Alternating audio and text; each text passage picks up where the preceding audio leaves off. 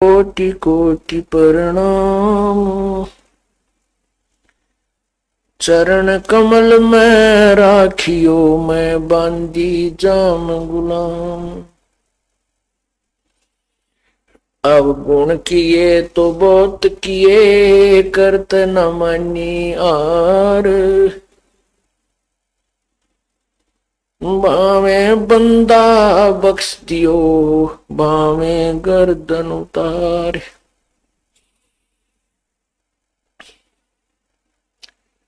अब गुण मेरे बाप जी, बख्शो गरीब नवाज। जो मैं पूत कपूत हूँ, और पिता को नाज। मैं अपराधी जन्म का, नक्सक बरे विकार। तुम दाता दुख भंजना, मेरी करो संवार। जय इब कै सतगुरु मिले, सब दुख आँखों रो। चरणों ऊपर शीस रखो, कहूँ जो कहनी हो।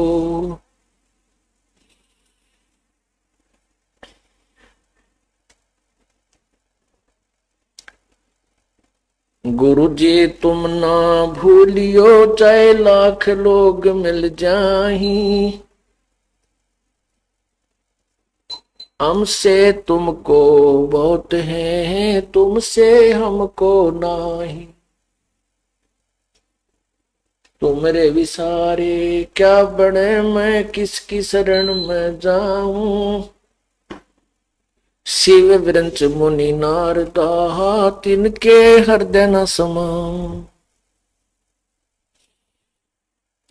बंदी छोड़ दयाल जी, तुम तक हमरी दौड़। जैसे कागज जहाज का, अब सूझे और न ठोर।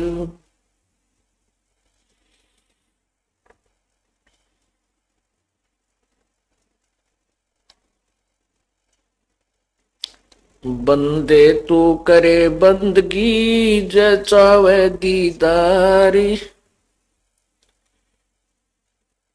अवसर मानस जन्म का, भाई मिले न बारंबार।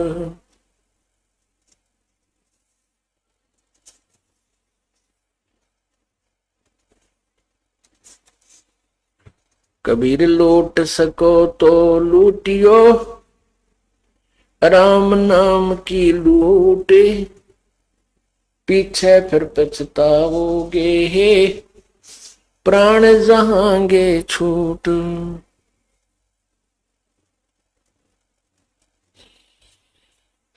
जिन हर की चोरी करी, और गए राम गुण भूल।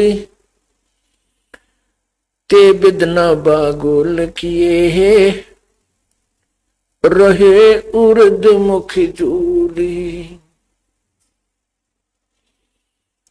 परमपिता परमात्मा, सारी सृष्टि के रचनहार, कुल मालिक कबीर परमेश्वर, कबीर देव, काल जाल में फंसी हुई हम सभी आत्माओं को अपने निज घर की खबर देने के लिए स्वयं ही आते हैं। वो परमात्मा चारों युगों में आते हैं। सतयुग के अंदर वो सत्सुकृत नाम से प्रसिद्ध होते हैं, और त्रेता में परमात्मा का नाम मुनिंदर ऋषि विख्यात होता है। और द्वापर में, करुणा में, कलयुग में वे अपने वास्तविक कबीर देव, कबीर प्रभु, कबीर साहब, कबीर परमेश्वर के नाम से अपने यथार्थ नाम को लेकर ही आते हैं और उसी से प्रसिद्ध होते हैं।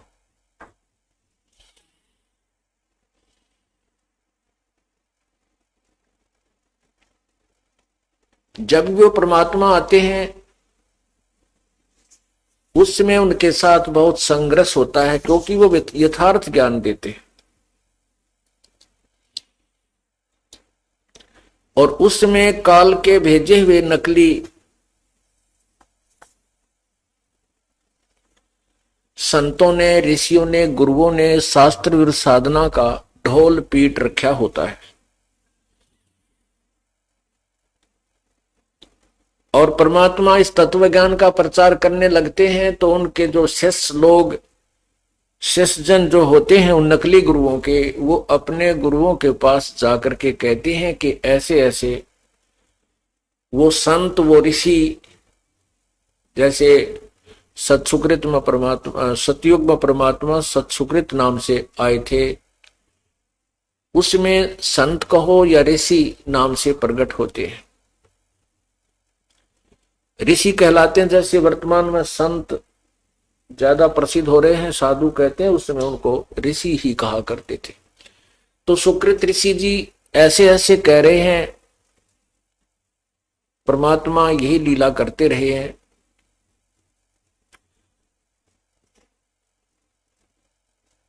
उन संतों के, उन ऋषियों को अज्ञान होता है, ज्ञान नहीं होता। इस कारण से वो अपने शिष्यों से कहते हैं कि वो व्यक्ति, वो ऋषि झूठ बोलता है, उसको यथार्थ ज्ञान नहीं है, वो उल्ट ज्ञान देता है, विपरीत ज्ञान बता रहा है, इसलिए उसको वामदेव नाम से प्रसिद्ध कर देते हैं। वामदेव, वामदेव का अर्थ होता है, वाम का अर्थ होता है विपरीत ज्ञान देने वाला।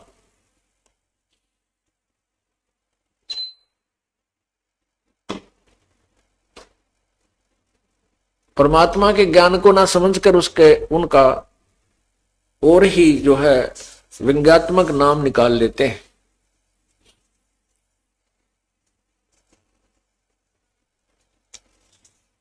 इसी प्रकार परमात्मा जब त्रेता युग में आते हैं तो भी उनके साथ ऐसे ही वो अज्ञानी ऋषि जन विरोध करते हैं।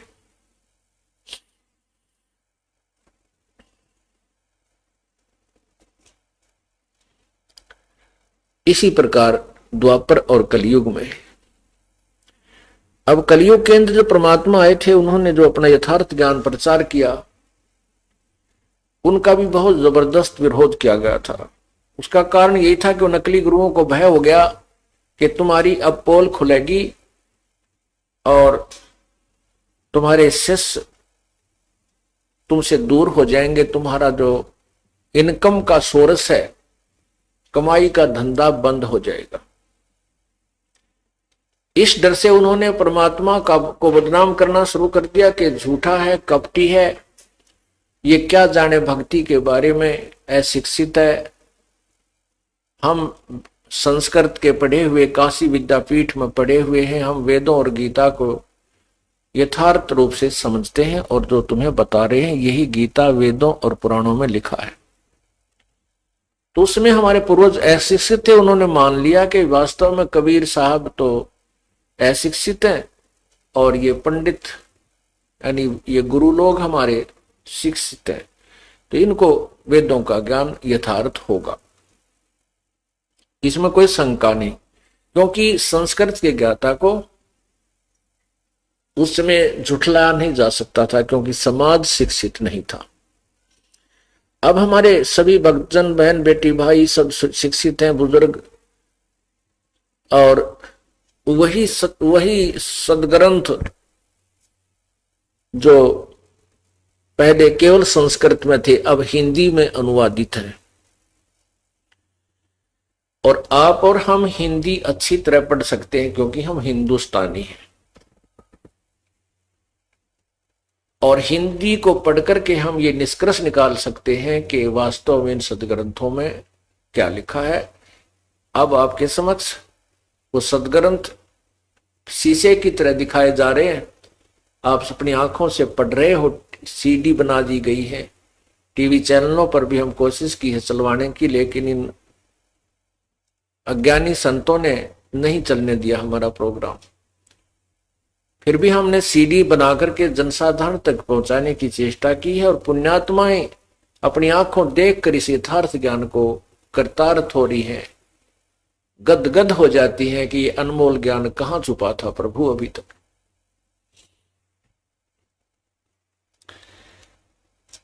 पूर्ण परमात्मा अपनी पुण्यात्माओं को अपनी शरण में लेने के लिए ना जाने क्या क्या कारण बढ़ाते हैं।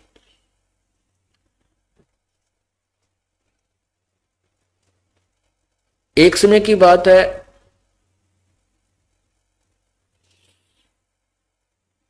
कबीर परमेश्वर बनारस में, काशी में सत्संग किया करते थे। परमात्मा के नाम लेने से, परमात्मा की शरण में आने से दुखी जीव सुखी हो जाते थे, निर्धन धनवान हो जाते थे, रोगी स्वस्थ हो जाते थे, और किसी भी प्रकार का जो संकट जिनके ऊपर होता था, जो सच्चे दिल से प्रभु के दिए हुए नाम का जाप करते थे, तो वो हर तरह से सुखी होने लग गए थे।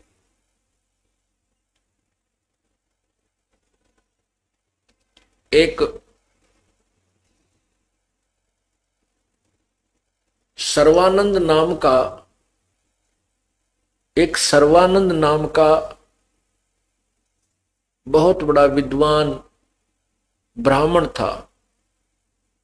वो संस्कृत का ज्ञाता था। संस्कृत तो विद्वान लोग, ब्राह्मण लोग पहले से ही पढ़े हुए होते थे, और उसमें एक शास्त्रार्थ की बीमारी थी। शास्त्रार्थ एक ऐसा रोग था जो अभी तक हमें परेशान कर रहा है। शास्त्रार्थ कैसे होता था? एक विद्वान आता था कि मेरे साथ शास्त्रार्थ कीजिए, दूसरा विद्वान यानी पंडित उसके साथ शास्त्रार्थ करता था। दोनों संस्कृत बोलते थे और श्रोता अशिक्षित होते थे, जिनको संस्कृत का ज्ञान नहीं होता था। और जिसने भी संस्कृत अधिक बोल दी, उसी की महिमा हो जाती थी। और जिनको संस्कृत समझ में नहीं आती, वो श्रोता, अशिक्षित श्रोता, अपनी तारी पीट कर उन दोनों विद्वानों की यानी ब्राह्मणों की जय और पराजय का फैसला किया करते थे।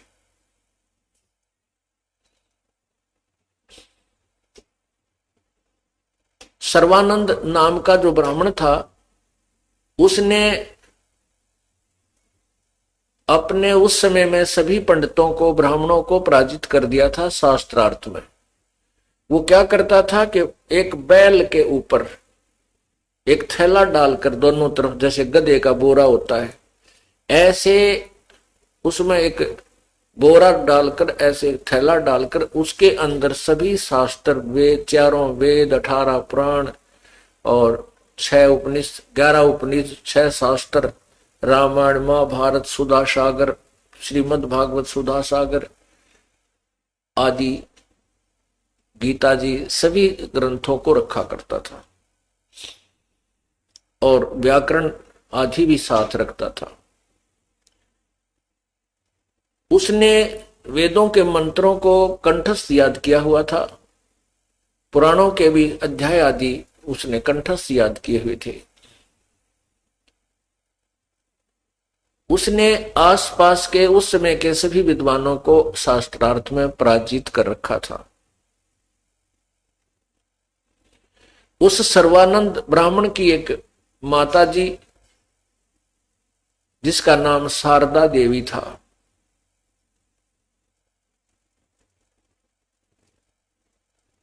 वो बहुत दुखी थी।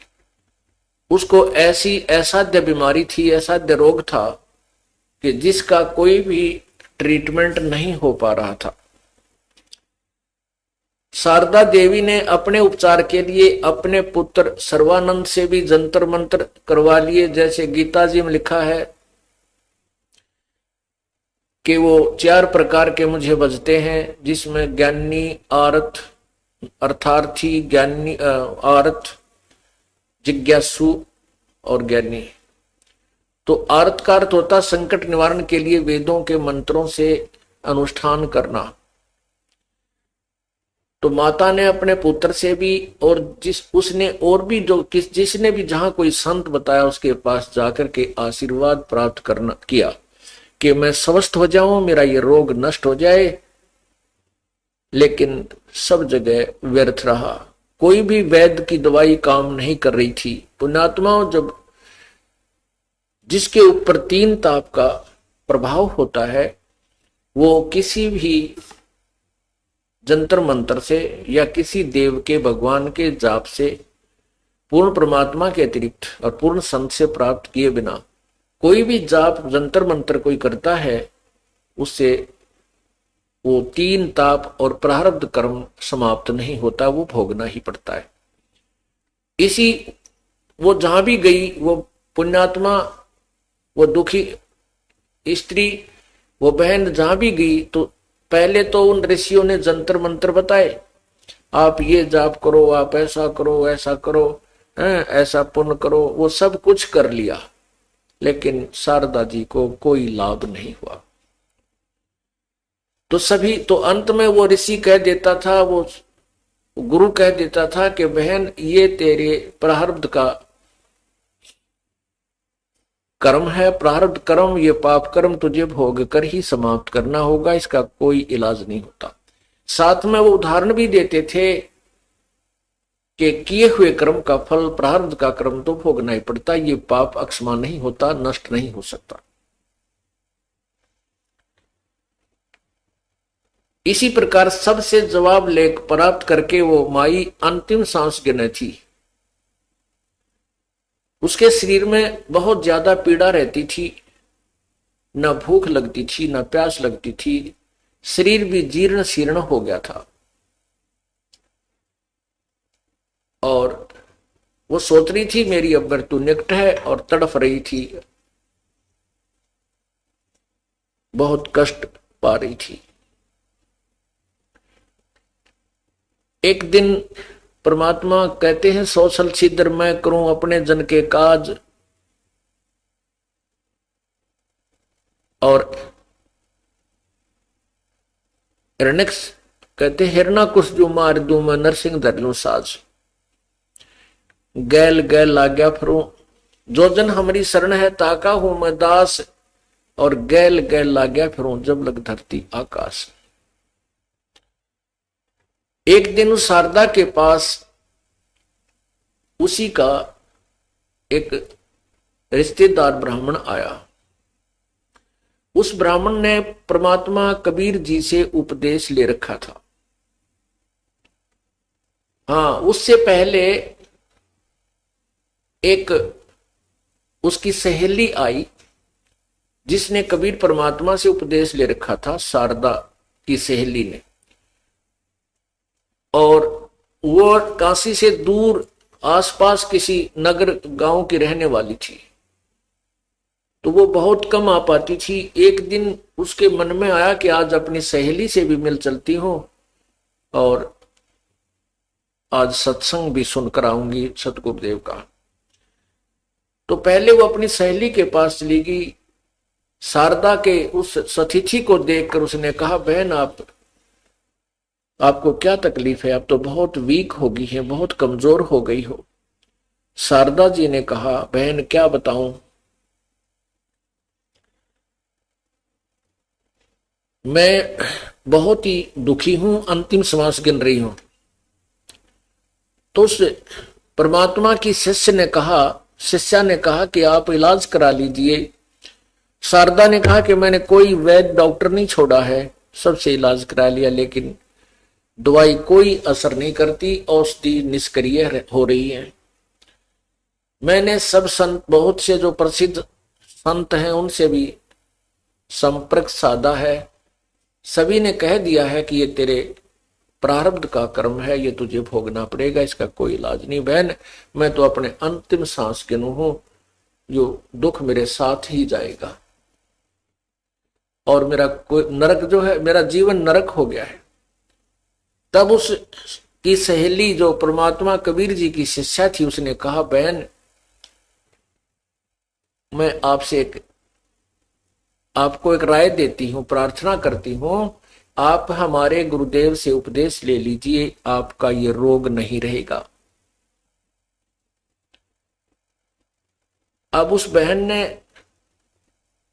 बड़े प्यार और श्रद्धा से कहा था कि यदि ये हृदय से गुरुदेव के चरणों में आ जाएगी तो इसका कष्ट संकट निवारण हो जाएगा।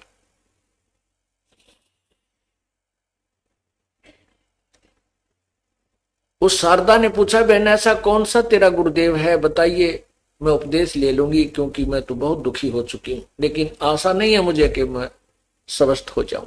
तब उस बहन ने कहा कि मेरे गुरुदेव जी हैं बंदी छोड़ कबीर परमेश्वर जी, कबीर देव। उस शारदा जी ने पूछा कि कहाँ रहते हैं वो। उन्होंने बताया कि आपके साथ ही यहां थोड़ी सी दूरी पर एक जुलाहा कॉलोनी है, उसमें रहते हैं। उनकी जाति क्या है, शारदा ने पूछा। बहन ने उत्तर दिया, शिष्या ने, परमेश्वर की शिष्या ने उत्तर दिया कि उसका नाम कबीर है, उसकी जाति जुलाहा है। और बहन वैसे तो संत की कोई जात नहीं होती। कबीर परमात्मा अपनी वाणी में कहते हैं कि जात ना पूछो संत की, पूछ लीजिए ज्ञान, और मोल करो तलवार का, भाई पड़ी रहने दो म्यान। तो शारदा ने जब ये सुना कि वो जुलाहा जाति से है और हम ब्राह्मण जाति से, उसी समय मस्तिष्क में तीन त्योड़ी पड़ी, तीन सिलवट पड़ी, और कहने लगी, बहन तू मेरा धर्म भ्रष्ट कराना चाहती है। हम उत्तम कुल में जन्म है और एक नीच जात के जुलाहे को और एक ब्राह्मणी उसको गुरु बनाएगी, हम तो जगत गुरु हैं। अब वो बहन कहने लगी, जो परमात्मा की शिष्या थी, उसने कहा, शारदा मैंने तो आपके भले के लिए कही, आप नाराज मत होइए, लेकिन ये मैं आपसे गारंटी देती हूं कि आप स्वस्थ हो जाओगे। तो वो देखो, कहते हैं लोक लाज में आदमी इतना जकड़ा पड़ा है। शारदा कहने लगी, मैं तो यो रोग भुगत लूंगी, इस दुख को ही भोग लूंगी, पर मैं उस छोटी जाति वाले को गुरु नहीं बना सकती। काल ने ऐसा बांध दिया इस प्राणी को कि इसके जाल से निकल ना जा।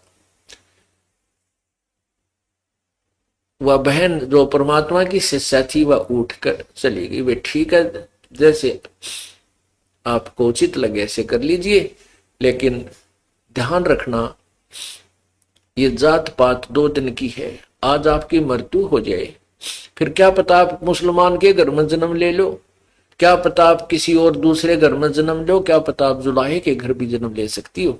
आप ब्राह्मण हो तो, अब ब्राह्मणी हो तो इस बात पर विचार करो कि मृत्यु के उपरांत ये प्राणी किसी भी जूनी में जा सकता है, किसी भी जाति में जन्म हो सकता है। तो वो कहने लगी, बहन शारदा बोली, तू मुझे घड़ी शिक्षा मत दे, मेरा दिमाग खराब ना करे। तो वह शिष्या जो परमात्मा की थी उठकर आ गई और कहती है, भगवान देख अंतिम सांस गिना है और फिर भी आत्म कल्याण का भी इसको जो है ना उत्साह नहीं बना। ऐसे अपने मन में विचार करती हुई सत्संग सुनने आ गई। कुछ दिनों के बाद वो कबीर परमेश्वर का एक शिष्य ब्राह्मण जो शारदा जी का निकटतम रिश्तेदार था, संबंधी था, वो भी बहुत परेशान था। पूरा परिवार दुखी रहता था, पूरे परिवार पर जो है 3 ताप का प्रभाव था, शारीरिक कष्ट पूरे परिवार को। उसकी पत्नी तो अंतिम श्वास गिने थी और लड़के और लड़कियां भी बहुत दुखी थी और वित्तीय हालत बहुत कमजोर थी, बहुत बड़ा निर्धन था। रिश्तेदारों से उधार मांगकर भी वो छिक चुका था और रिश्तेदार भी उसको उधार देना बंद कर चुके थे। उसको देखते ही दरवाजा बंद कर दिया करते थे, ऐसी स्थिति थी। उस पुण्यात्मा को भी एक परमात्मा कबीर परमेश्वर की कोई शिष्य वहां पहुंचा, उसको सारी कहानी सुनाई, बार बार समझाया। उसको भी यही आंट बनी हुई थी कि मैं ब्राह्मण हूं और वो छोटी जाति का है। तब उस भक्त ने, परमात्मा के शिष्य ने, कबीर जी के शिष्य ने बार बार समझाया तो कहते मरता क्या नहीं करता। उस ब्राह्मण ने परमात्मा का उपदेश अपनी पत्नी को दिला दिया। नाम लेने से उसकी पत्नी को बहुत राहत मिली, बहुत राहत मिली। फिर उसने अपने बच्चों को दिलाया, वो भी काफी राहत हुई। फिर उसको इतना ऐसा चांदना होया, ऐसे प्रेरणा हुई, स्वयं भी जाकर के परमात्मा के चरणों में गिर गया, उपदेश ग्रहण किया कबीर परमेश्वर से।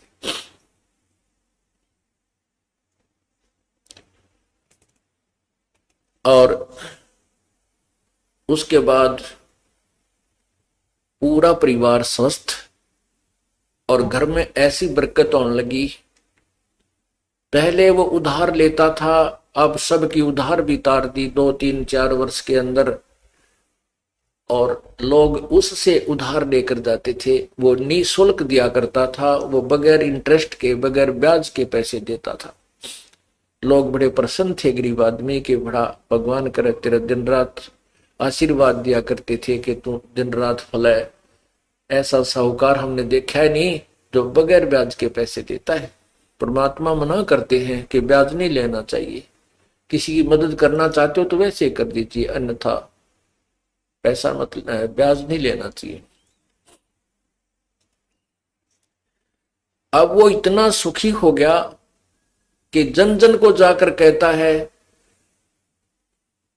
कि कबीर परमात्मा स्वयं मालिक आए हैं, उनसे उपदेश ले लीजिए, अपना कल्याण करवा लीजिए।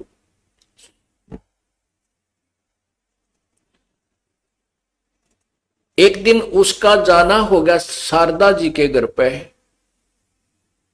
शारदा जी इस बात से परिचित थी कि वो हमारा रिश्तेदार जो उस गांव का है वो बहुत ही महादुखी था, और अब वो किसी संत के पास जाता है। वहां जाने से पूरा से परिवार सुखी हो गया है और उसकी वित्तीय स्थिति भी बहुत अच्छी सुधर गई है। ऐसी उसको बातें सुनने को मिला करती थी। एक दिन वो स्वयं ही शारदा के घर पहुंच गया, प्रणाम किया, शारदा से कुशल मंगल पूछी तो शारदा ने कहा क्या बताऊं, मैं तो बहुत दुखी हूं, बहुत दिनों से भुगत रही हूं।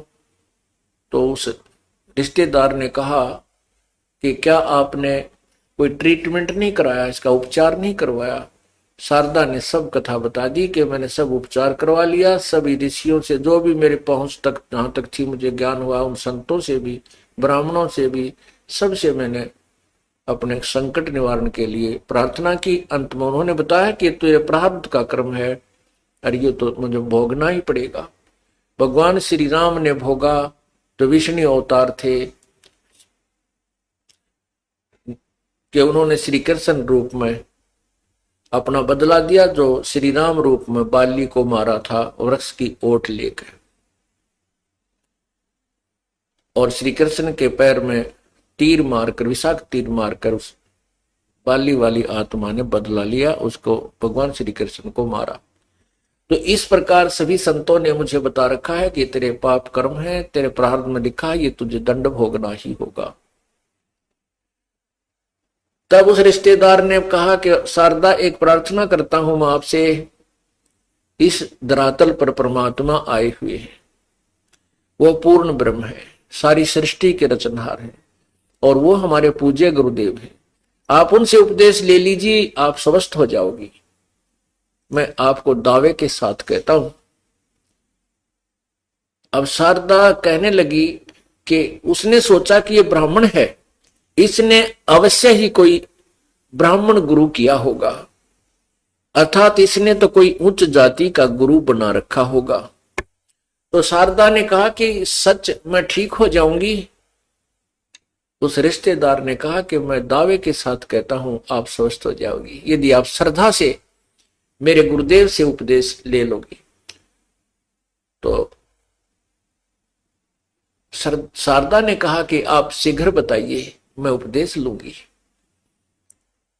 तो उसने बताया आपके गुरुदेव का नाम क्या है, कहाँ रहते हैं, क्या जाति है। उन्होंने बताया कि हमारे गुरुदेव का नाम कबीर, परमात्मा कबीर बंदी छोड़ है और यहीं आपके कॉलोनी से थोड़ी सी दूर वो जुलाहा कॉलोनी में रहते हैं। वह समझ गई उसी समय, क्या वो धानक कबीर, वो जुलाहा कबीर नीरू का पुत्र? वो उनका रिश्तेदार कहने गया कि सही बोली आप, बिल्कुल वही। कहने लगी तुझे शर्म नहीं आती, अब्राह्मण होकर एक नीच जाति से उपदेश लिए हुए हो, धिक्कार है तुझे। तब वो कहने लगा शारदा ये बात आपकी ठीक है, क्योंकि यही मोतियाबंद मुझे हो चुका था जो आपको है, जाति और पाति का, ऊंच और नीच का। इस ऊंच नीच के चक्कर में मेरा पूरा परिवार विनाश को प्राप्त हो चुका था। मेरी वो दुर्गति थी, तू अपरिचित नहीं है। और मैं इतना दुखी था कि मुझे ये ब्राह्मण रिश्तेदार भी मेरे से नफरत करने लग गए थे। जिसके द्वार पर मैं चला जाता था, स्वाभाविक भी जाता था किसी रिश्तेदार के पास या भाईचारे में, तो उसके मन में आती थी ये उधार मांगने आया होगा। मेरा पूरा परिवार महादुखी था।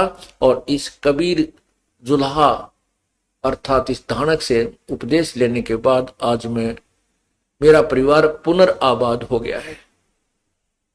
मैं औरों का उधार लेता था, आज उनके उधार उतार के वो मुझसे उधार मांगने आते हैं। और देख ले शारदा, आपके हित के लिए कह रहा हूं, नहीं तो पछतावेगी इस समय को। ये पूर्ण परमात्मा है, ये रोग तो आपका मुफ्त में ठीक होगा, ये तो मैं दावे के साथ कहता हूं। लेकिन आपको वो अमृत ज्ञान मिलेगा जिसको आप सोच भी नहीं सकती कि कहीं पृथ्वी पर कोई ऐसा ज्ञान बताने वाला संत भी विद्यमान है। शारदा कहने लगी मेरे आगे ये बात चलाने की आवश्यकता नहीं है, मेरे सामने ये जिक्र फिर मत करना।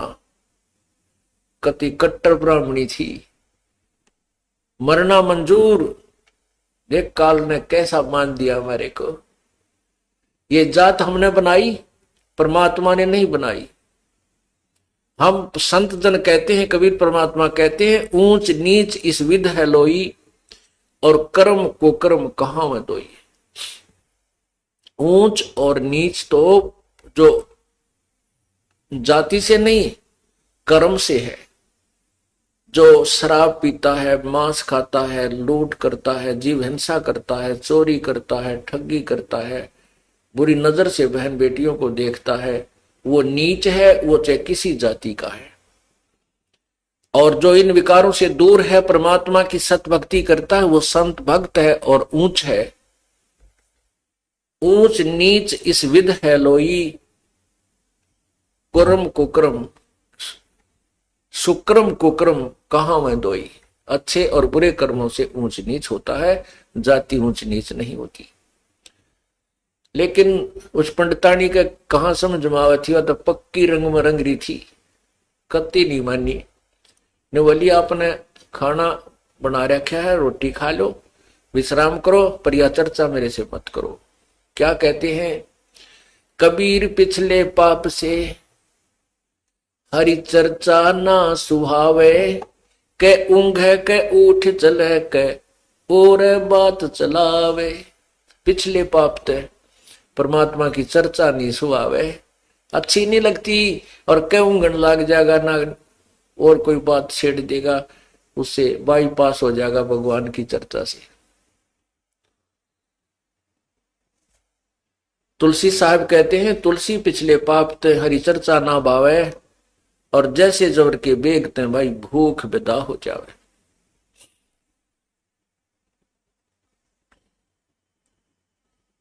जैसे रोगी जबर के रोगी को जिसको बुखार हो जाता है उसको खाना अच्छा नहीं लगता। मनुखा, दाख, किशमिश, सेब, संतरे और रोटी कड़वी लगती है और वो खा नहीं सकता।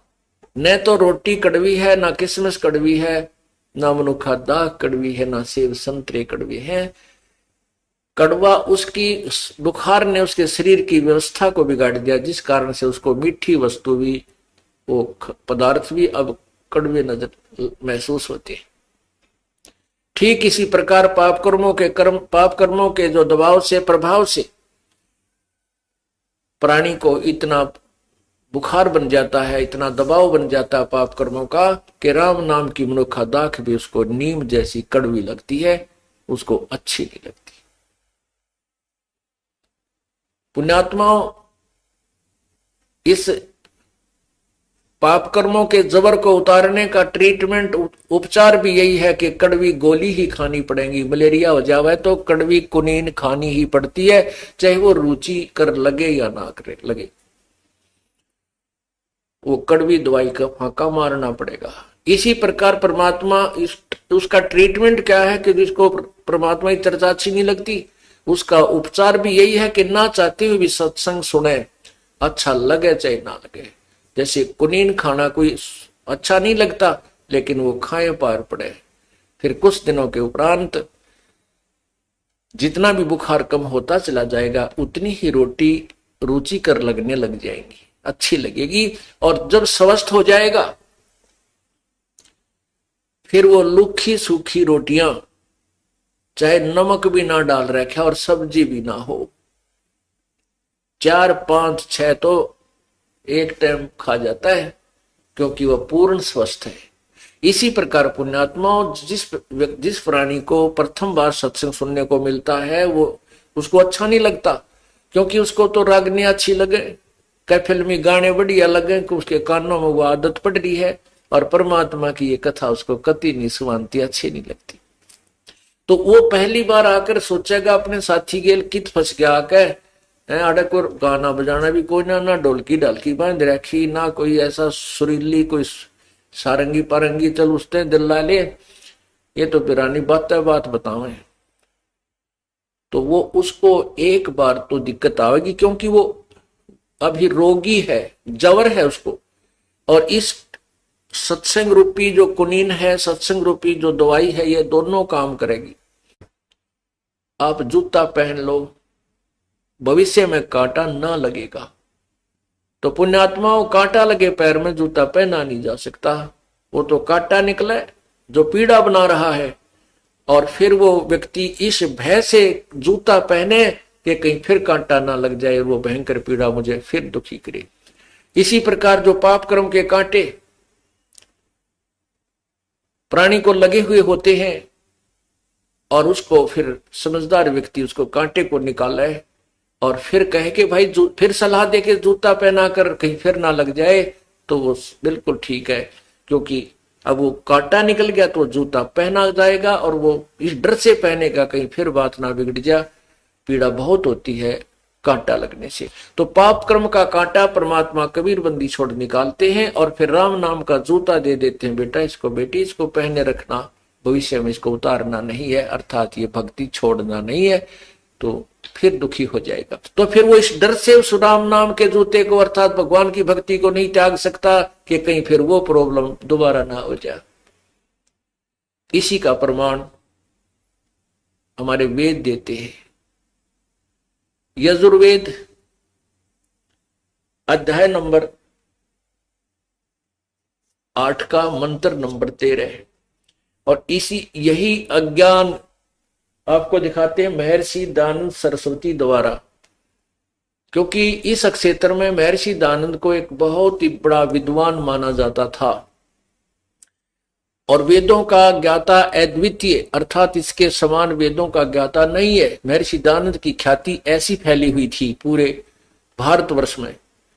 अब इस दास ने इसका यह पालस उतार दी, वेदों से मिला दिया इनके ज्ञान को, ये वेदों को सत्य मानते हैं, और वेद कहते हैं परमात्मा पाप नाश कर देता है, पाप समाप्त कर देता है। महर्षि दयानंद जी कहते हैं कि साधक स्तुति करने वाले भगत के, भगवान के भगत के पाप नष्ट नहीं होते। यदि कोई कहे कि साबुन और पानी लगाने से साबुन, कोई कहे कि क्या साबुन कपड़े के मैल छुड़वा देता है, नाश कर देता है, और उसका उत्तर मिले दूसरे से कि नहीं साबुन कपड़े के मैल नाश नहीं करता, तो क्या वो व्यक्ति साबुन से परिचित है? क्या उसने कभी जिंदगी में साबुन देखा है? जो ये कहता है कि साबुन से कपड़े का मैल नहीं कटता, नहीं, वो साबुन से परिचित नहीं है, मिथ्या बात बना रहा है। कोई कहे कि औषधि से रोग नहीं कटता और पहलवान बन जाएगा, खा ले, इससे और लाभ है, तो क्या वो वैध हो सकता है? क्या उसके पास जाने से की रुचि बनेगी जिसका रोग यू कहता कि औषधि से रोग नहीं कटता? ऐसे ही थ्योरी महर्षि दयानंद जी की है। देखिए सत्यार्थ प्रकाश,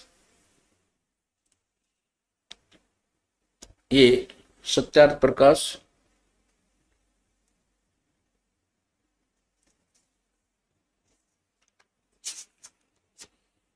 अथ है, सत्यार्थ प्रकाश है।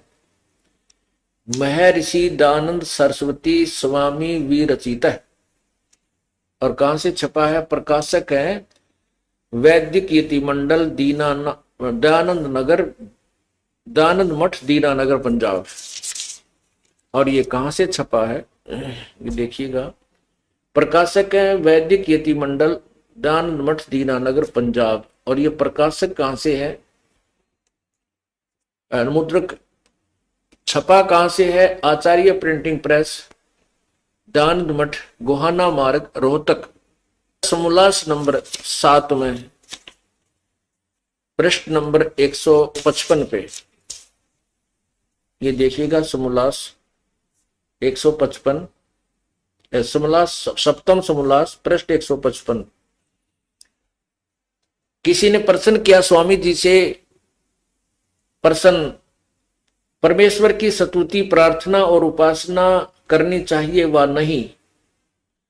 उत्तर, करनी चाहिए। स्वामी दयानंद जी कहते हैं, प्रश्न करने वाला कहता है क्या स्तुति आदि करने से ईश्वर अपना नियम छोड़ स्तुति प्रार्थना करने वाले का पाप छुड़ा देगा? उत्तर महर्षि जी का नहीं। तो प्रश्नकर्ता कहता है तो फिर स्तुति प्रार्थना क्यों करना? वे किस लिए भक्ति करें जब उसके पाप पर नहीं कटेंगे? उत्तर स्वामी जी का, उनके करने का अन्य फल, अन्य का फल अन्य ही है। प्रश्न क्या? उत्तर, स्तुति से ईश्वर में प्रीति, उसके गुण कर्म स्वभाव का से अपने गुण कर्म स्वभाव का सुधरना, स्वभाव का सुधरना, प्रार्थना से निरअभिमानता, उत्साह और साहे का मिलना, उपासना, उपासना से परब्रह्म से मेल और उसका साक्षात्कार होना। ओह, अब यहां स्वामी जी देखना, इस 154 पृष्ठ पर कह रहे हैं कि प्रश्न करने वाले ने पूछा परमात्मा ईश्वर साकार है व निराकार? उत्तर मिला के निराकार। स्वामी जी कहते हैं उत्तर निराकार है, परमात्मा निराकार है। और यहां पर कह रहे हैं कि उपासना करने से, 155 पे, उपासना करने से परब्रह्म से मेल और उसका साक्षात्कार होना। ओए होए, 2 सिद्धांत फेल हो गए स्वामी जी के इस 155 पृष्ठ पे 7वें समोल्लास में। कौन कौन से? एक तो निराकार वाला सिद्धांत फेल हो गया, क्योंकि साक्षात्कार और मिलन तो साकार से होता है, निराकार से नहीं होता। और दूसरा सिद्धांत ये हो गया कि वो कहते हैं कि पाप अक्षमा नहीं होते। अभी आपको दिखाएंगे यजुर्वेद अध्याय नंबर 8 के मंत्र 13 में कि परमात्मा पाप काट देता है। और तीसरा सिद्धांत वो फेल हो गया, वो कहते हैं कि ब्रह्म से अतिरिक्त कोई भगवान नहीं है, परमात्मा एक ही है, अनेक भगवान वेदों में नहीं लिखे, केवल एक भगवान, अनेक नहीं है। तो ब्रह्म और परब्रह्म, दादा और परदादा 2 होते हैं, एक नहीं होते। तो परब्रह्म शब्द इन्होंने खुद लिखा है कि वो साधक साधना करने से पाप तो अक्षमा नहीं होते, वो पापी आत्मा परब्रह्म से मिल लेता है, यानी ब्रह्म से भी दूसरे भगवान को। अब देखिएगा इसी 7वें अध्याय का 7वें समोल्लास में प्रारंभ में ही पूछा किसी ने प्रश्न, ये 7वां समोल्लास है, स्टार्ट यहीं से होता है, ये अथय 7वां समोल्लास है। और इसमें ये पूछा किसी ने कि प्रश्न, वेद में ईश्वर अनेक हैं। प्रश्नकर्ता ठीक कह रहा है कि वेद में ईश्वर अनेक हैं, इस बात को तुम मानते हो वा नहीं? उत्तर, नहीं मानते। स्वामी जी कहते कि नहीं, कहीं भी अनेक ईश्वर नहीं है, दो भगवान नहीं है, क्योंकि चारों वेदों में कहीं यह नहीं लिखा है जिससे अनेक ईश्वर सिद्ध हों, किंतु यह तो लिखा है कि ईश्वर एक है। अब स्वामी जी ये भी बताते हैं कि ये देखिएगा प्रथम समोल्लास में स्पष्ट कहते हैं कि ईश्वर ब्रह्म ही ईश्वर एक है, ब्रह्म है।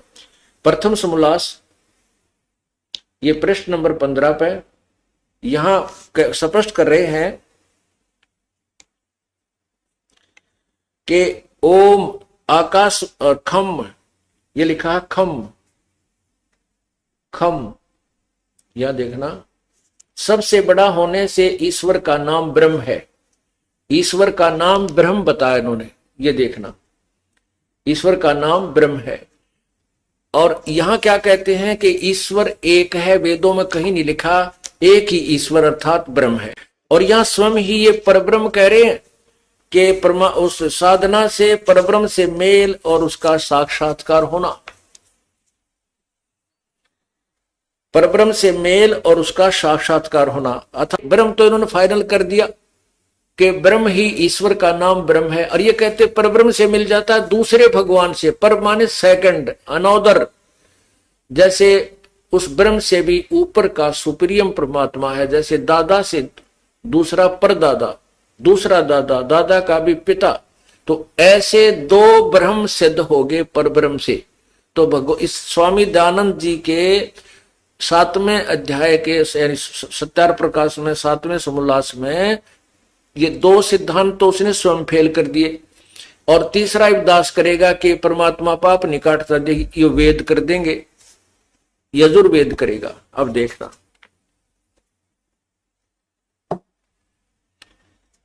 ये यजुर्वेद महर्षि दयानंद जी की कर कमलों से ही अनुवादित है। उन्होंने खुद अपने कलम से अनुवाद किया है कि परमात्मा घोर पाप को भी काट देता, क्योंकि वेद सत्य है, वेद ज्ञान महर्षि दयानंद या किसी व्यक्ति विशेष का नहीं है, अनुवाद करता ये ऋषि हुए हैं। अब इन्होंने खुद लिखा है कि वो परमात्मा सब पाप काट देता है, सब दुखों को यानी घोर पाप को भी काट देता है। वो पूर्ण परमात्मा की सत भक्ति करने से, कोई भी सत साधना करो, वो परमात्मा सबके दुखों को दूर कर देता है। अब देखना, यह है यजुर्वेद और यह है महर्षि दयानंद सरस्वती द्वारा अनुवादित है। और ये कहां से प्रकाशित है देखना, ये वेद प्रकाशक है सार्वदेशिक आर्य प्रतिनिधि सभा 2/5 महर्षि दयानंद भवन, रामलीला मैदान, नई दिल्ली से। और इसके मुद्रक कौन है, अर्थात ये प्रेस कहां से छपा कहां है, Prince offset printers 1510 Pataudi house, Daryaganj, नई दिल्ली। और ये महर्षि दयानंद द्वारा, ये देखना, यजुर्वेद भाषा भाष्य संपूर्ण 40 अध्याय महर्षि दयानंद सरस्वती कृत, स्वामी दयानंद जी ने इसका अनुवाद किया है। अब देखना 8वें अध्याय में, यह है 8वां अध्याय और यह है 241 पृष्ठ पे। और नीचे देखिए इसकी संस्कृत है 13वां मंत्र है, ये देवकृतस्य, ये इसकी संस्कृत है। और ये 241 पृष्ठ आपने देखा, इसका अनुवाद महर्षि जी ने 242 पृष्ठ पे, नेक्स्ट पृष्ठ पे किया है। ये देखिएगा, ये 242 पे ये क्या कहा कि हे सबके उपकार करने वाले मित्र आप, दान देने वाले के, एनस्य माने अपराध के, अवैध जन्म माने विनाश करने वाले, असी माने हो, मनुष्य कर्तस्य साधारण मनुष्यों के किए हुए, एनस्य माने अपराध के अर्थात पाप के, अवैध जन्म विनाश करने वाले हो, पितृकृतस्य पिता के किए हुए, एनस्य विरोध आचरण के, एनस्य माने पाप ही समझिए, क्योंकि यहां एनस्य माने पाप लिखा है, एनस्य माने अपराध लिखा है, तो यहां भी एनस्य, इन्होंने विरोध आचरण कहा है तो यहां भी पाप ही होना चाहिए। तो अब विरोध आचरण के अर्थात पाप के, अब विनाश करने, अच्छी प्रकार हरने वाले या नाश करने वाले हो, आत्मकृत से अपने किए हुए पाप के, एनस्य माने पाप के दूर करने वाले हो, असी माने हो, एन से अधर्म के, अधर्म अर्थात घोर अधर्म के, घोर पाप के नाश करने वाले हो, नाश करने हारे हो।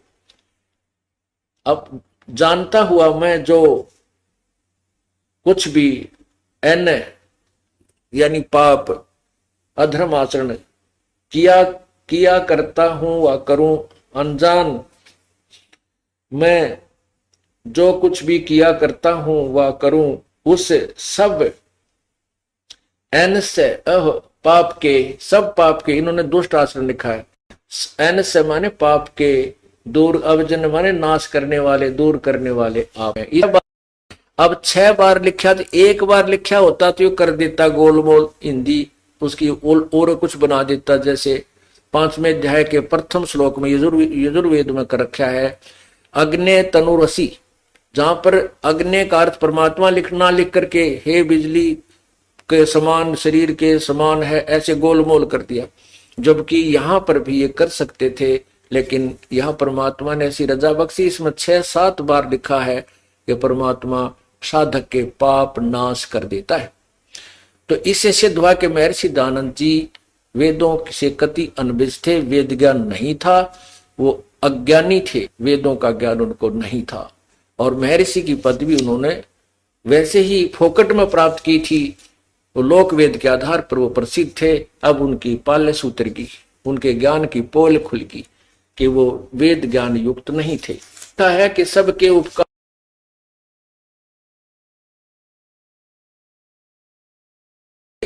गुमराह करने वाले ये भी कर देते हैं, क्योंकि जिन लोगों का ज्ञान समाप्त हो जाता है वो झूठ का सहारा लेते हैं।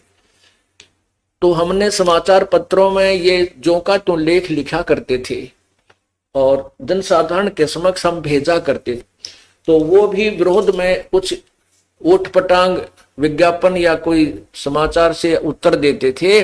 वो कहते थे उसमें 8वें अध्याय के 13वें श्लोक में तो लिखा है मित्र भगवान, थोड़ा लिखा है कि परमात्मा रोग दुख दूर करता है। यानी फिर भी उन लोगों ने स्वीकार ना करके, इन आचार्यों ने जो सत्यार प्रकाश को बेच के रोटी खा रहे हैं, उन्होंने सच्चाई जनता को गुमराह करने के लिए ये प्रश्न भी किए।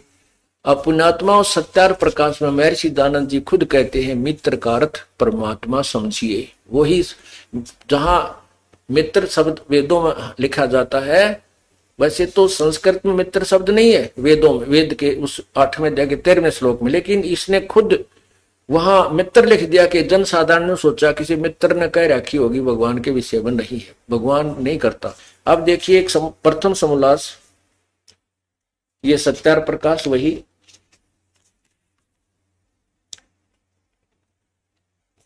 और इसके प्रथम समोल्लास में पृष्ठ नंबर 18 पे नीचे देखिएगा, मित्र आदि नामों से सखा और इंद्र आदि देवों से प्रसिद्ध व्यवहार देखने वाले उन्हीं का ग्रहण करना चाहिए। तो यहां क्या कहते हैं,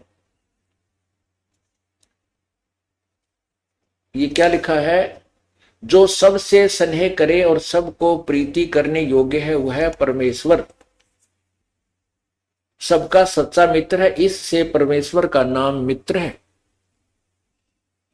में लिखा यजुर्वेद के 8वें अध्याय के 13वें श्लोक में इन्होंने अपनी तरफ से लिखा है, वेद के संस्कृत में नहीं है वो, कि हे सबके उपकार करने वाले मित्र, मित्र की समय स्थान पर हम लिख लें कि हे सबके उपकार करने वाले प्रभु ईश्वर परमात्मा, जो महर्षि स्वयं कहते हैं कि मित्र परमात्मा के नाम को समझना चाहिए, मित्र का अर्थ परमात्मा ही समझे। तो इसी प्रकार उस शारदा और अन्य समाज को या उल्टी पट्टी पढ़ा रखी थी कि पाप कर्म नहीं कटते, पाप तो भोगने ही पड़ते हैं, परमात्मा पाप अक्षमा नहीं करता। और इसमें लिखा है वेदों में ब्रह्म बोल रहा है और ब्रह्म पूर्ण परमात्मा पूर्ण ब्रह्म की तरफ संकेत कर रहा कि वो परमात्मा पूर्ण ब्रह्म अपने साधक के पापों का नाश कर देता है। ब्रह्मा विष्णु महेश जी की साधना से, ब्रह्म तक की साधना से, परब्रह्म तक की साधना से पाप नाश नहीं होते, पूर्ण परमात्मा की भक्ति से पाप नाश हो जाते हैं, समाप्त हो जाते हैं। परमात्मा कबीर बंदी छोड़ कहते हैं, जब ही सतनाम हृदय धरो भयो पाप को नासे, जैसे चिंगारी अग्नि की पड़े पुराने घासे।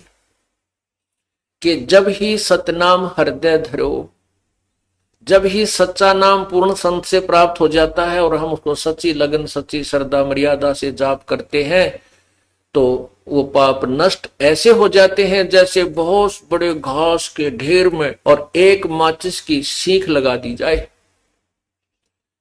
वो चिंगारी अग्नि की पूरे सूखे घास को चाहे 1000 लाख मन पड़ा हो, लाख टन पड़ा हो, वो जलाकर भस्म कर देती है, सभा कर देती है, उसका राख बन जाती है, खाक बन जाती है और वो हवा में उड़कर वो स्थान भी साफ हो जाता है। और ये नकली गुरु, झूठे गुरु और ये ऋषि महर्षि, ये झूठे जो वेद ज्ञान से अपरिचित थे, ये दुनिया को भ्रमित कर गए क्योंकि उनको यथार्थ ज्ञान नहीं था। वो ब्रह्म से आगे किसी को नहीं जानते थे, जबकि परब्रह्म पूर्ण ब्रह्म ये अन्य शक्तियां और हैं। अब शारदा जी को बड़ा आनंद आया और कहा, परमात्मा मुझे उपदेश दे दो। प्रभु ने कहा कि शारदा, दुनिया तेरी हंसी करेगी, ब्राह्मण लोग तेरा मजाक करेंगे।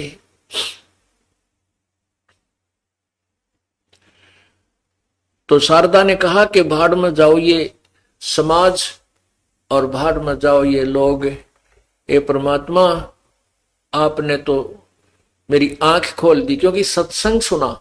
परमात्मा ने कहा कि बैठ जा, नाम बाद में दूंगा, पहले तू सत्संग सुन ले। परमात्मा ने वो अमृत वर्षा की, वो ज्ञान भी समझ में आ गया, क्योंकि जब उसके दुख दूर हो गए तो फिर वो क्या समझा भगवान और कौन है। जो गुरु जी जो वचन कह रहे वो सारे सच्चे नजर आ रहे थे। तो उस पुण्यात्मा ने कहा, भगवान मुझे नहीं लेना देना किसी समाज जात से, मैं आपकी बेटी, आप मेरे परम पिता, और मुझे उपदेश दो प्रभु। परमात्मा तो यही चाहते थे, उपदेश दे दिया। उपदेश दे दिया। अब शारदा डट कर भजन करती और फिर रह रहकर सत्संग सुनती तो उसकी आत्मा से जो अज्ञान था वो पूर्ण रूप से हट गया। परमात्मा कहा करते, बच्चों, वर्तमान में कोई भी संत ऋषि नहीं है जिसके पास तत्व ज्ञान है और जिसको यथार्थ भक्ति का मार्ग का ज्ञान हो। इस बात को सभी शिष्य अच्छी तरह मानते थे, जानते थे। और साथ में वो दुखी आत्मा, क्योंकि वहां आकर वही लोग आते थे जो महादुखी थे, सुखी तो कोई एकाध भगवान ही आता था, और सभी दुखी सुखी हो गए थे। इस प्रकार परमात्मा के 64 लाख शिष्य हो गए थे। 64 लाख। आज से 600 550 वर्ष पहले विचार करो, 64 लाख शिष्य हो जाना कोई मामूली बात नहीं है। जबकि हिंदुस्तान की उस समय 450 550 600 वर्ष पहले कुल 4 करोड़ आबादी होगी मुश्किल तक, और उस समय से 64 लाख शिष्य हो जाना ये कोई बालकों का खेल नहीं। उसमें तो कोई मीडिया भी नहीं था, ना कोई टीवी चैनल थे कि एक आदमी एक जगह से अपना प्रचार करके सबको सुना सकता है। तो ये कैसे रजा हुई थी परमात्मा की। ऐसे ही जोत के जोत जली थी। 120 वर्ष तक परमात्मा रहे थे इस पृथ्वी पर, एक साधारण मनुष्य का, एक आम भगत संत की तरह जीवन जीकर, और जनता का कल्याण किया था। तो उसमें ऐसे ही जोत के जोत जली थी, जो सुख हो जाता विश्वों को जाकर बताता, कोई रिश्तेदार को सुनाता, कोई मित्र को सुनाता, कहीं राह चलते को जिक्र करता। ऐसे 64 लाख से प्रभु के हो गए थे। एक दिन उस सर्वानंद ने, जो शारदा जी के पुत्र थे, वो विद्वान ब्राह्मण जिसने उस समय के सभी विद्वानों को पराजित कर दिया था शास्त्रार्थ में, तो उसके मन में ये आया कि मैं अपना नाम सर्वाजीत रखवा लूं। सर्वाजीत, सर्वाजीत का अर्थ होता है जिसने सब पर विजय पा ली हो, सर्वाजीत। तो उसने अपनी मां से प्रार्थना की कि माता जी मेरा नाम आप चेंज कर दो, बदल दो, मेरा नाम सर्वाजीत रख दो। तो माता ने कहा बेटा क्यों, सर्वानंद कौन सा बुरा नाम है, ये भी बहुत अच्छा नाम है। तो उसने कहा सर्वानंद ने कि माता जी मैंने आसपास के इस पृथ्वी पर जितने भी विद्वान पुरुष हैं, ब्राह्मण हैं, वो ज्ञान में शास्त्रार्थ में पराजित कर दिया है, और मैं इसलिए अपना नाम सर्वाजीत रखवाना चाहता हूं कि सर्वाजीत नाम से सभी जान जाएं कि यो वो व्यक्ति है जिसने सबको पराजित कर दिया, सब पर विजय पा ली है। अब शारदा जी बोली बेटा ठीक है, मैं अपने बेटे का नाम बदल दूंगी। आप एक संत को, एक ऋषि को और पराजित कर दे। सर्वानंद कहने लगा बताओ माता जी कौन है वो? कि वो मेरे पूज्य गुरुजी कबीर बंदी छोड़ हैं, आप उनको शास्त्रार्थ में हरा के और उनसे लिखवा लाना, फिर मैं तुझे सर्वानंद के नाम से पुकारूं, सर्वाजीत के नाम से पुकारूंगी, नहीं तो बेटा मैं तुझे सर्वानंद, सर्वाजीत नहीं कहूंगी, मेरी तरफ से सर्वानंद ही रहेगा। अब सर्वानंद जी ने कहा ए माता जी आपने भी किसका नाम ले दिया, अनपढ़ अशिक्षित, वो क्या जाने शास्त्रों के बारे में। अभी जाता हूं, अभी गया और अभी आया, उसको तो 2 मिनट में पराजित करके आऊंगा। माता बोली ठीक है पुत्र, लेकिन कुछ प्रमाण दो से लाना। ठीक है माता जी। अब वो क्या करता था, अपना वो सारा साजबाज बैल के ऊपर रख कर एक थैले में चल पड़ा।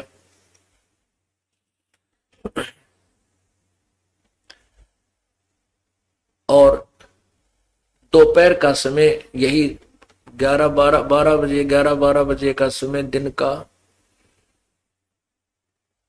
और सर्वानंद जी चल पड़े बैल को साथ ले करके, उसके अंदर सारे शास्त्र रख करके। जब वो जुलाहों की कॉलोनी में पहुंचा तो वहां एक लड़की जो कमाली नाम की थी, वो परमात्मा ने जीवित की थी कब्र से निकालकर, जो शेख तकी की पुत्री थी। वो 12-13 वर्ष की लड़की की उम्र होकर वो मृत्यु को प्राप्त हो चुकी थी, और परमात्मा ने कब्र से निकलवा के हजारों व्यक्तियों के सामने, सिकंदर लोधी के सामने उस लड़की को जीवित किया था। उसके बाद वो लड़की परमात्मा के साथ रहा करती थी, और परमात्मा वो अपनी पुत्री की तरह उनको रखा करती थी। तो कमाली ना लड़की उस जुलाहों के कुएं पर पानी भर रही थी, कुएं से पानी निकाल रही थी बाल्टी के द्वारा रस्सी बांध कर, और उधर से परमात्मा ने ऐसी कृपा की कि सर्वानंद को बहुत जबरदस्त प्यास लगी। इतनी प्यास लगी कि अगर 10 मिनट पानी ना मिला तो प्राण निकल जाए, ऐसी स्थिति होगी। परमात्मा के नहीं कर दे, मरोड़ तोड़ काटने के लिए, मन की बंक निकालने के लिए परमात्मा 100 क्रिया कर सकता है, 100 कारण बना देता है। अब उस ज्यों ही सर्वानंद जी ने उन जुलाहों की कॉलोनी में प्रवेश किया, और एक ब्राह्मण का जुलाहों के घर में आना, नगरी में आना, कॉलोनी में आना एक बहुत बड़ी बात होती थी। उस समय बहुत ज्यादा छुआछात थी, और वो भी सर्वानंद जैसे ब्राह्मण को जो वेदों को लिए हुए फिर रहा था। जो ही वो कॉलोनी में प्रवेश किया तो जुलाहे लोग, कॉलोनी के व्यक्ति अपने अपने घरों से बाहर निकल कर देख रहे हैं ये ब्राह्मण कहाँ जा रहा है, ये किसके यहाँ जाएगा, किसके साथ वाद विवाद किया जाएगा। देख रहे थे जैसे गांव में हाथी आ जा, बालक देखा करें, गांव वाले दूर दूर खड़े होकर के देखते हैं छतों पर चढ़ के, ऐसे देखने लगे। और वो देख रहे थे, सर्वानंद को बहुत जबरदस्त प्यास लगी। उसने कहा बेटी पानी पिलाना। लड़की ने जल निकाला और सर्वानंद को पिला दिया। ऐसे हाथ से पानी सर्वानंद ने पी लिया और लड़की ऊपर से बाल्टी से डाल रही है। जब उसने पानी पी लिया, जब देखा कोई देख तो नहीं रहा है, दुल्हा मुझे देख, ऐसे देखा तो चारों तरफ सभी देख रहे हैं। तो उसने सोचा तेरी बेइज्जती होगी, लोग नो कहेंगे जुल्हे के छोटी जाति वालों का पानी पी लिया ब्राह्मण ने। तो उस अपने गलती को सुधारने के लिए लड़की से गुस्सा होकर बोला, ए लड़की ये कौन सी जाति का कुआं है। लड़की ने कहा, कमाली ने कहा, पंडित जी जुल्हों की कॉलोनी में जुल्हों का ही कुआं होता है।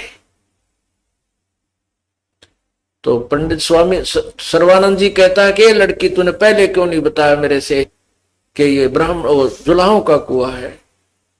तब लड़की ने कहा, सर्वानंद स्वामी जी उस समय तक तेरी जान निकलन हो रही थी, तूने क्यों ना पूछा वे भाई किसका कुआं है यो, क्या आपको पता नहीं था जुल्हों का कुआं है। जब तो तेरी जान जाने वाली थी तब तो जात पात तुझे नजर नहीं आई, अब तेरा पेट भर गया, जान बच गई तो बकवाद भारी है तुझे, अब कहता किसका कुआं है, कौन सी जाति का, क्यों पाखंड कर रहा है स्वामी जी। तो वो कहने लगा, ए लड़की ये बता वो जानती है यहाँ कोई एक कबीर नाम का कोई व्यक्ति रहता है। लगी हाँ जानती हूं मैं, आ जाओ मेरे पिताजी हैं, मेरे साथ साथ आ जाओ, मैं उनका घर आपको मेरे घर हमारे घर आ जाओ। अब लड़की पानी भरकर चल पड़ी, वो सर्वानंद पीछे पीछे पहुंच गया। और वो लड़की थोड़ी जल्द सीगर चल के परमात्मा से कहने लगी, पिताजी एक ब्राह्मण आवा है आ रहा है, वो बैलों के ऊपर ना बहुत किताबें रखे हुए है और आपको पूछ रहा है, लगता आपके साथ कोई वाद विवाद करेगा। परमात्मा बोले बेटी कोई बात नहीं, आने दो, बड़ी अच्छी बात है। विद्वान पुरुष आ रहे हैं, हम उनसे कुछ ज्ञान ग्रहण कर लेंगे, अगर हमारे से कोई बातचीत चलेगी तो कुछ ज्ञान ग्रहण करेंगे। इतने में वो लड़की बाहर आई तो देखा, कहा कि सर्वानंद भी पहुंच गया, द्वार पे खड़ा होगा बैल समेत। लड़की ने कहा, आ जाओ, आओ पंडित जी, मेरे पिताजी अंदर बैठे हैं, आ जाओ अंदर। तो सर्वानंद कहने लगा, लड़की मेरा ये लोटा पानी से भर दे। एक खाली लोटा ले रखा था सर्वानंद ने। तो लड़की ने वो पानी लोटे में डालना शुरू किया। जब लोटा भर गया तो कहता और डाल दे, और डाल दे, यानी पूरा लबालब भरवा लिया उसमें, और जरा सा भी जल डाले तो वो बाहर निकल जाए, ऐसा लोटा फुल करवा लिया। और कहने लगा, लड़की ले ये लोटा जो का तो पानी का भरा हुआ कबीर के पास ले जा और उसको कहना इसका उत्तर दे मेरे प्रश्न का। लड़की उस और कहा कि जल नहीं इसमें से गिरना चाहिए, ध्यान से पकड़ के। लड़की ने पकड़ा वो उसका लोटा, धीरे धीरे धीरे धीरे गई। पिताजी वो ब्राह्मण ने बाहर खड़ा है, उसने ये जल का लोटा आपके पास भेजा है और कहा मेरे प्रश्न का उत्तर लाओ। परमात्मा ने इतनी बड़ी मोटी सुई थी वहां पर लोहे की, वह बड़ी सुई हुआ कर वह उठाकर और उस लोटे में गिर दी। अब जितना वो सुई उसमें प्रवेश हुई तो उतना ही पानी बाहर निकल गया, इतना भरा हुआ था। तो कहते हैं, कहा कबीर परमेश्वर ने कहा, बेटी ये लोटा वापस ले जा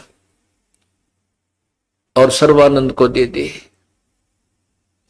अब वो लड़की धीरे धीरे उस लोटे को फिर लेकर आई बाहर के लिए, पंडित जी आपका लोटा संभालो। तो सर्वानंद ने कहा, बेटी क्या उत्तर दिया तेरे पिताजी ने। लड़की ने कहा उत्तर कुछ नहीं दिया, इसमें सुई डाल दी एक, और कुछ पानी निकल गया बाहर। सर्वानंद अंदर आया और कहा कि कबीर तूने मेरे प्रश्न का क्या उत्तर दिया? परमात्मा ने कहा तो आपका प्रश्न क्या है? स्वामी जी बोलिएगा। स्वामी जी ने कहा, सर्वानंद ने कहा कि मैंने शास्त्रार्थ में आसपास के सभी विद्वानों को पराजित कर दिया है और मैंने अपनी माता जी से सर्वाजित नाम बदलवाने की प्रार्थना की थी। मेरी माता ने शर्त रख दी है कि मैं कबीर को पराजित कर दूं शास्त्रार्थ में तो वो मुझे सर्वाजित से संबोधित करेगी, इसलिए मैं आपसे शास्त्रार्थ करने आया हूं। और मेरा कहने का तात्पर्य ये लोटा पानी का भरा हुआ आपके पास भेजने का मेरा जो प्रश्न है कि मैं ज्ञान से परिपूर्ण हूं और तेरा ज्ञान मेरे अंदर नहीं समाएगा। मैंने लोटा इसलिए और फ्लो करके भेजा था कि और जल इसमें डलेगा तो वो जल बाहर ही जाएगा, लोटे में नहीं समाएगा। अर्थात मैं ज्ञान से इतना परिपूर्ण हूं कि मुझे तेरा ज्ञान मेरे अंदर नहीं समाएगा, तू अपनी हार लिख दे। परमात्मा बोले मेरा उत्तर सुन ले। मेरा उत्तर क्या था? जैसे आपके लोटे में और पानी डालने से वो पानी बाहर निकल सकता था, आपके लोटे वाले में नहीं समा सकता था। मैंने इसके अंदर वो सुई इसलिए डाली है कि मेरा ज्ञान इतना वजनदार है कि जिस प्रकार वह लोहे की सुई तेरे लोटे की तली में पहुंच गई और तेरा पानी बाहर निकल गया, मेरा ये ज्ञान इतना वजनदार है कि तेरा ज्ञान ऐसे बाहर निकल जाएगा और मेरा ज्ञान तेरे हृदय में समा जाएगा, ऐसे जम जाएगा जाकर के, और ये तेरा नकली ज्ञान तेरे यहां से तेरे अंदर से बाहर निकल जाएगा। अब और इस प्रकार जब ये वार्ता होने लगी तो आसपास के वो अशिक्षित यानी जिनको अक्षर ज्ञान नहीं था वो जुलाहे आगे वार्तालाप सुनने के लिए, शास्त्रार्थ सुनने के लिए।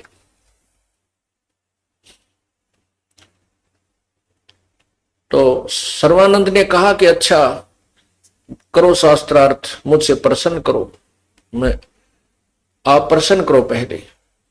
परमात्मा ने कहा कौन ब्रह्मा का पिता है, कौन विष्णु की मां, शंकर का दादा कौन है, हमको दो बताए।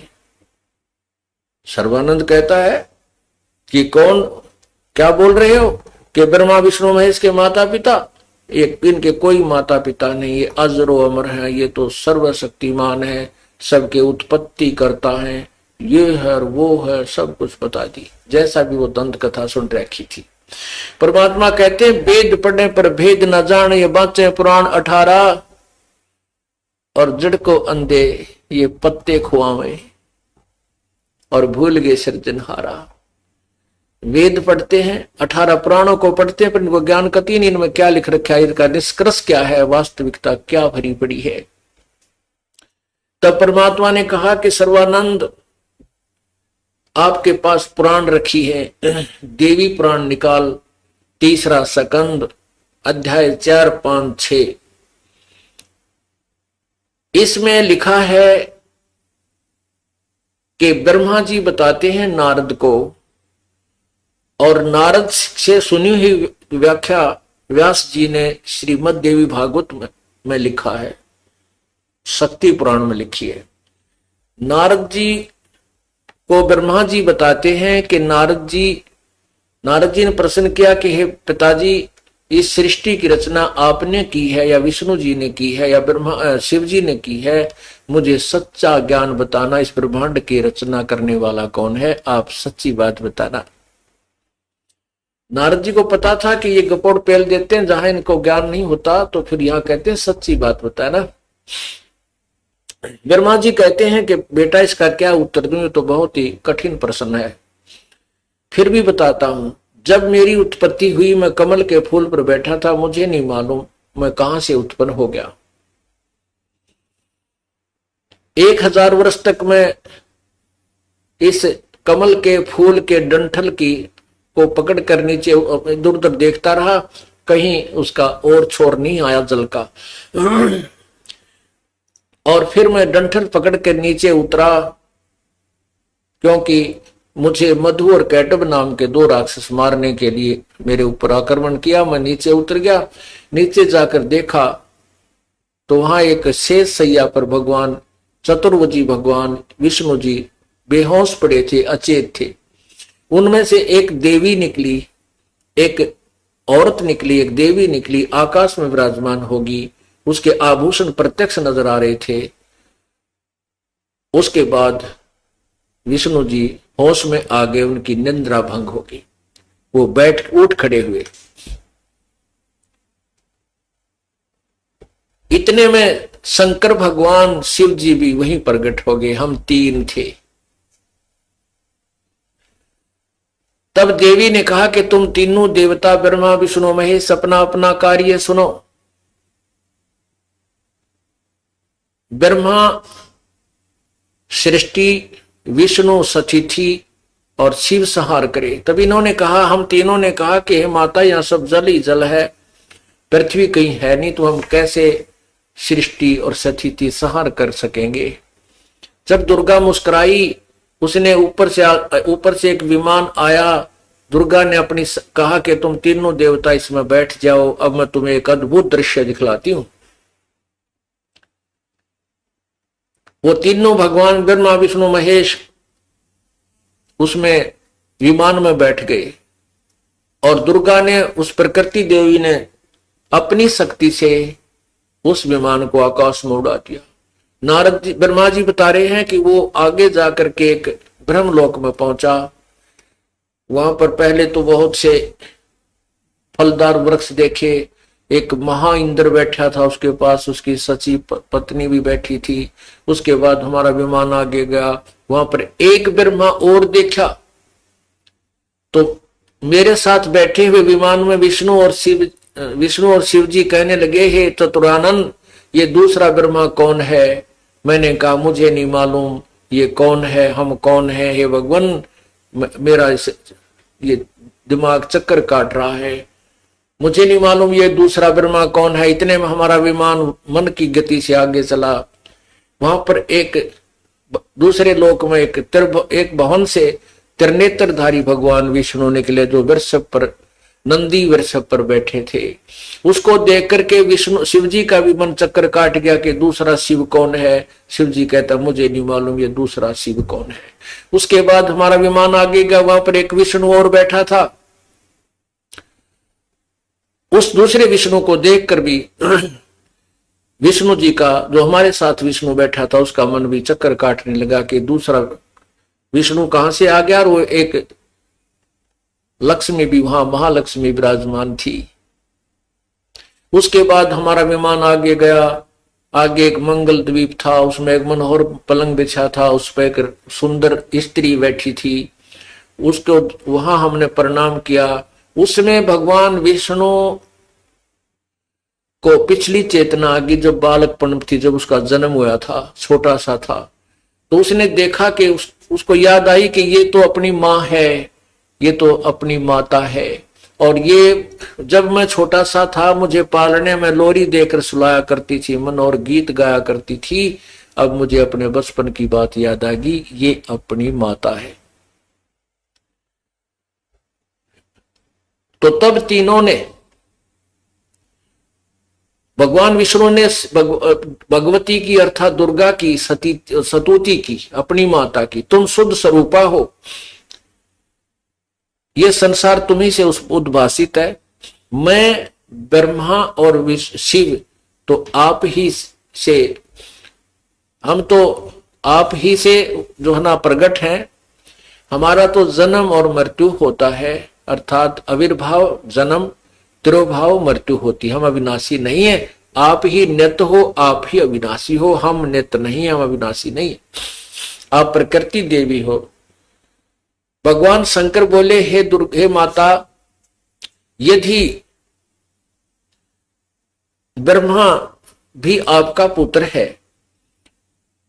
और विष्णु भी आपका पुत्र है, तो क्या मैं तमोगुणी लीला करने वाला शंकर आपका पुत्र नहीं हुआ?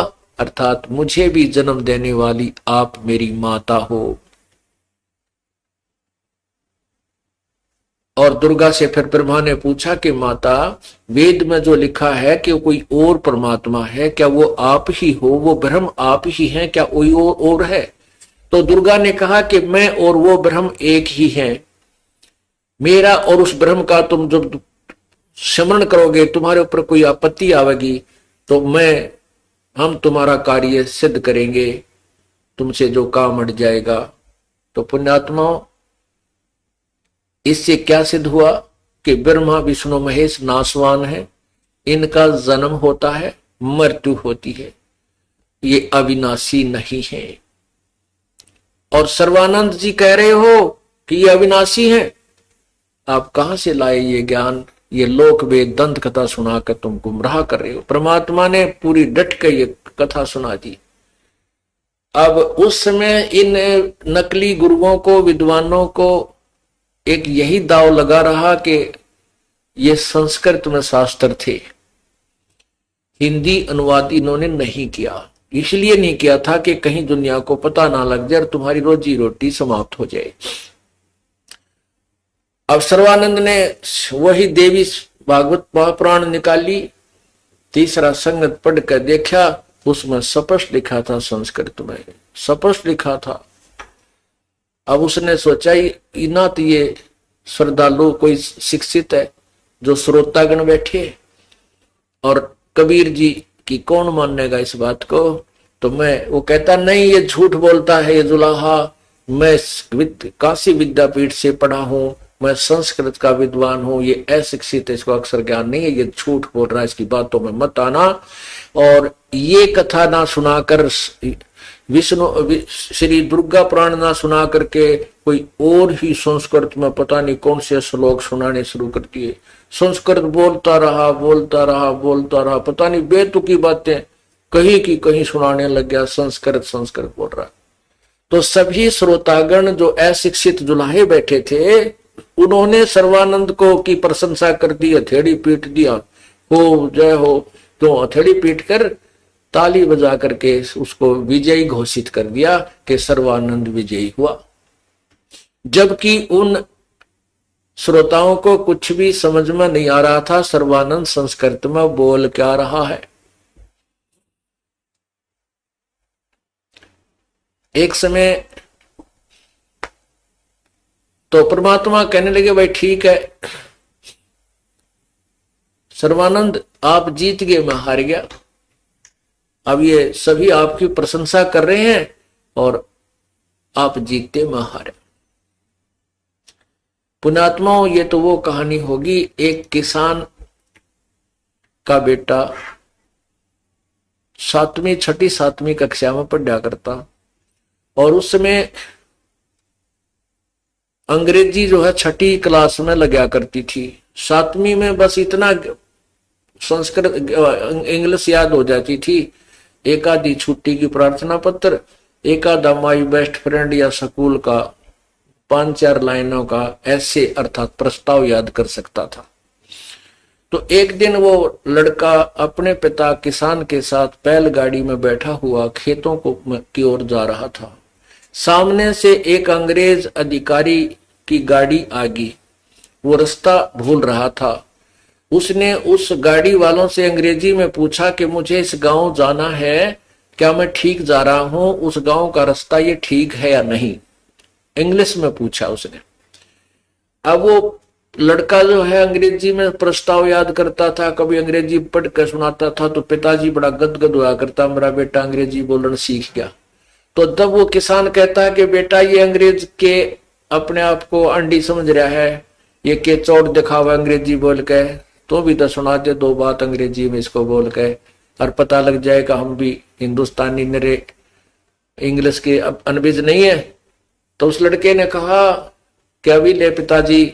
उस लड़के ने छुट्टी के लिए प्रार्थना पत्र अंग्रेजी में, वो बीमारी के छुट्टी के लिए प्रार्थना पत्र सुना दिया। To the headmaster, I am sick today, I can not come to school, please grant me 1 day leave, I shall be thankful to you है, अपना नाम लिख दिया सच एंड सच। तो अंग्रेज ने सोचा, देख बुद्धू, पूछो मत, काम का रास्ता बताओ, सुनाओ मैंने छुट्टी के लिए प्रार्थना पत्र। अच्छे मूर्ख तो फंसिया, माथे माथ मार के और अपनी गाड़ी ने साइड तक कर चलता बड़ा। अब उसके किसान पिता ने अपने पुत्र की कमर थपथपाई, वाह बेटा आज तेने अंग्रेजी बोल के अंग्रेज हरा दिया, पराजित कर दिया, भाज गया छोड़कर मैदान को। तब वो लड़का कहता, पिताजी अभी तो माई बेस्ट फ्रेंड और याद था, वो सुन लेता तो गाड़ी छोड़ के भाग जाता। कहने का भाव ये है कि वो तो उनको मत्थे माथ मारा कि देख किसी बुद्धवंत पाला पड़ा, पूछो गांव का रास्ता सुना वह सीख ली। और तो इसी प्रकार परमात्मा पूछ तो ये रहे थे कि पुराणों में ऐसा लिखा है कि ब्रह्मा विष्णु महेश नासवान है, अविनाशी नहीं है, इनके माता पिता हैं, दुर्गा इनकी माता है और पिता इनका ज्योति निरंजन है। अब वो सर्वानंद ने सुना दी वह सिकली और प्रशंसा कर दी उन अशिक्षित श्रोताओं ने, और में विजयी कर दिया वो अज्ञानी सर्वानंद। परमात्मा बोले भाई ठीक है, लिखवा ले के लिखवाना तने, ठीक है आप जाइए, मैं हार गया तो जीत गया। पर सर्वानंद बोला ऐसा नहीं, मेरी मां ने कहा कि लिखवा के लाना उससे। परमात्मा बोले भाई लिख ले तू, मैं तो अशिक्षित हो, मैं अपना अंगूठा कर दूंगा। अब सर्वानंद ने लिख लिया कि शास्त्रार्थ में कबीर पराजित हुआ, सर्वानंद विजयी हुआ और परमेश्वर का अंगूठा लगवा लिया। अब घर पे चला गया।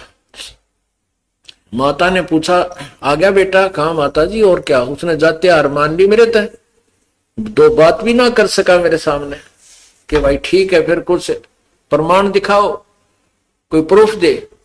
तो उसने पढ़ के सुनाने लगा कि सुन माता जी, लिखा है कि शास्त्रार्थ में कबीर विजयी हुआ और सर्वानंद पराजित हुआ है। वो फिर पढ़ने लगा है। माता बोली रे तू तो हार का है भाई, तो हार के आया है, खुद पढ़ के सुनाने लग रहा। तो वो कहने लगा माता जी मैं ना कल 2-3 दिन से लगातार शास्त्रार्थ में था, रात्रि में भी काफी देर तक शास्त्र हुआ करते थे, मैं निंद्रा में था, मेरे से ही गलत लिखा गया। माता जी वो तो अनपढ़ है, मैं खुद लिखने वाला हूं और सचमुच वो हार गया। माँ बोली नो ना मानो तेरी बात दे, लिखवा के ला उन पर। फिर लिखवा ला जा जाकर। तो फिर गया वापिस गया तो कहा कबीर जी मैंने गलती से उलट लिख लिया, मेरी मां नहीं मानती। परमात्मा बोले भाई फिर लिख ले, कोई बात ना, तेरे हाथ में कलम है, कुछ लिख ले। तो उसने फिर लिख लिया कि शास्त्रार्थ में कबीर परमात्मा पराजित हुए, कबीर हार गया और सर्वानंद जीत गया और अंगूठा लवा लिया। एक आधे गवाह के भी तो अंगूठे लवा लिए।